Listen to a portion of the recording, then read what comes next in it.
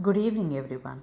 We are going to see what is procedures and macros and how they differ with each other. First one, procedure. So the group of instruction which is performed repeatedly in a program is stored in one subroutine, and that is called as a procedure. So whenever you call off, the program will comes into the main memory and you can execute it, and you can store it for the regular usages. So reusable section which is stored in the memory and it is often used, that is called procedure. So before moving into the procedure, the main processor must store the return address and the address of the procedure into the stack. So we know that the stack will be operated using two instructions, push and pop, and call and return, etc. So call, it pushes the address of the instruction into the stack, and return, whenever the subroutine completed, your 8086 comes and takes the main program again. So two type of call we know, near call and far call. So what are the procedures different for near calls and far calls? So near call, this is the subroutine. This is the syntax for writing the procedure. PROC, it is an assembly directive which defines the procedure.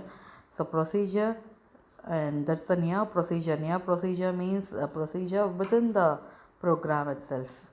That is called near procedure. And similarly, far procedure, the procedure will be in another program which is often called and used in a main program. So for the near procedure, proc near and the name of the procedure. Again, push all the IP address and jump to the subroutine which is going to be performed. So when coming to the far procedure, again proc assembly directive far, it's a far procedure, so give a far and the label of the procedure. And now the code segment itself is different because the instructions, the subroutine instructions is available in the different code segment. So you must push the code segment and the IP address into the stack and then jump to the respective subroutine. So then after completed the subroutine or the procedure, return it back. When you are returning, remember your 8086 must pop the CS as well as the IP in case of fire. In case of near procedure, only the IP is popped out. So what are the parameter for a procedure can be passed in? You can pass into the stack, pass to the through the global memory locations, through the registers, into the code segment, and as a general parameter referred by a pointer. So what is re-entrant procedures? So this arc diagram explains what is re-entrant procedure. So that's a main program is going on. So whenever an interrupt occurs, it goes to the procedure, and then once the interrupt occurs again, it goes to the next procedure. It repeats. So when again when it completes the main program and then back to the main instruction which is proceed after the call. So that is called re-entrant procedures. Re-entrant procedures means more than one procedures activated at a time for a execution of a program. So next is called recursive procedures. Recursive procedure means a procedure within a procedure. It is also called nested procedures. So it is often used to work with complex data structures or factorial similar to that. So this is an example for recursive procedure. So mainline procedure is called, name of the procedure is a facto, and then once it is executed, it return back to the main program. And suppose if this is a nested procedures, one procedure, then it is executing the next procedure, the third procedure, and it return one by one. So that is about procedures.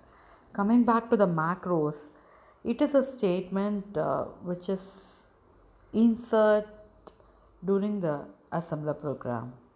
So it is not a procedure, the code is literally dumped into the program.